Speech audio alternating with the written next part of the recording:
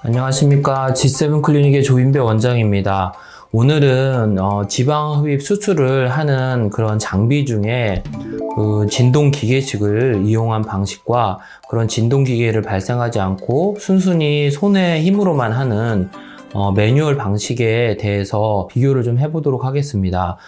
그 위에도 여러 가지 워터젯이나 레이저 어시스티드 지방흡입 등 여러 가지 방식이 있지만 가장 현대 지방흡입하는 병원들 중에서 가장 흔하게 사용하는 두 가지 방식에 대해서 설명을 한번 드려보도록 하겠습니다.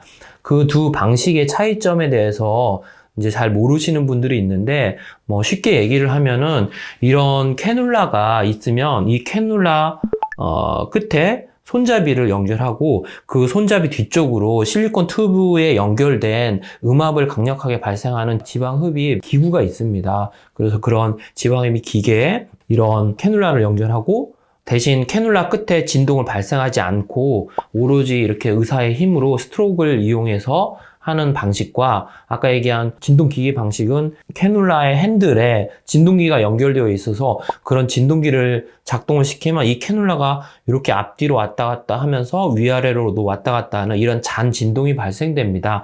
그런 잔 진동이 발생한 상태에서 의사가 또 길게 손으로 스트로크를 해서 뽑는 방식이 바로 진동기계식 지방흡입 방식입니다.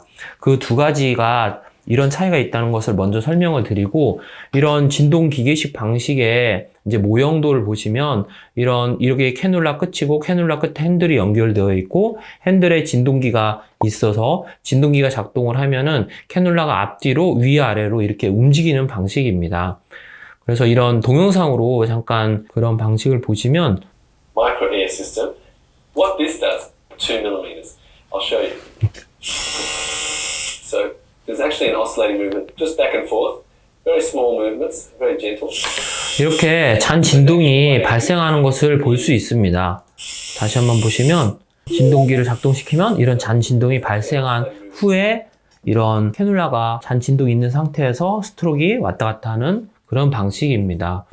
왜 그런 진동기계식을 개발했는지 그에 대해서 아셔야 됩니다. 이런 진동기계식을 개발한 이유는 우리나라처럼 미용 목적으로 50kg, 60kg대인 환자들이 수술을 주로 하는 나라에서는 그런 진동기계식이 필요가 없습니다. 하지만 유럽이나 미국에서는 지방흡입을 하는 대다수의 여성분들이 90kg, 100kg, 100kg대 중후반 이렇게 이제 150kg까지 넘는 이런 초고도비만인 분들이 많이 하기 때문에 의사의 힘이 너무 많이 듭니다. 그래서 어쩔 수 없이 의사의 편의를 위해서 그런 진동기계식 방식의 지방흡입 기계를 발명을 한 것입니다.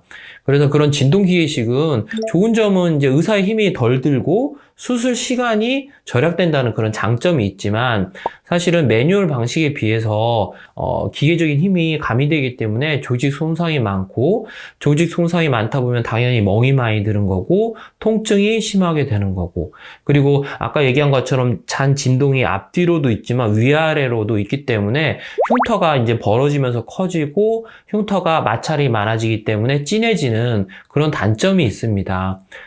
대신 이제 수술 시간이 절약된다는 의사 입장에서의 장점은 있겠지요. 그리고 일일 건수가 이제 여러 가지 큰 병원들 같은 경우는 하루에 수술을 많이 해야 되기 때문에 이런 진동기계식을 사용하게 되면은 일일 건수를 훨씬 더 많이 할 수 있다는 장점이 있습니다. 그리고 장비 비용은 이런 진동기계식이 훨씬 더 비싼 편이고요. 그래서 이런 매뉴얼 방식과 진동기계식을 이런 표를 이용해서 이제 좀 비교를 해보면은 사실은 전체적인 평가를 해보면 환자 입장에서는 멍이 조금 들고 조직 손상이 적고 통증도 적고 흉터도 적은 그런 매뉴얼 방식이 훨씬 좋은 방식이라고 할 수 있습니다. 특히 우리나라처럼 50kg, 60kg대인 환자분들, 날씬한 환자분들이 미용 목적으로 하는 경우에는 이런 매뉴얼 방식이 훨씬 좋은 방식이라고 생각합니다. 그래서 이런 매뉴얼 방식이나 진동기계식을 선택하는 방법은 의사에 따라서 그리고 환자의 선호도에 따라서 다를 수 있는데 적어도 본인이 지방흡입을 계획하고 있다면 자기를 수술했을 의사와 병원에서 이런 매뉴얼 방식으로 수술하는지 진동기계식으로 수술하는지 그리고 그 진동기계식과 매뉴얼 방식이 뭐가 다른지 어느 것이 흉터를 적게 남고 통증이 적고 멍도 조금 남은 방식인지를 적어도 알아보시고 수술을 결정하는 것이 좋을 거라고 생각합니다. 예, 오늘은 지방 흡입 중에 매뉴얼 방식과 진동 기계 방식의 지방 흡입 장비의 차이점에 대해서 설명드렸습니다. 안전하고 똑똑한 지방 흡입 하세요.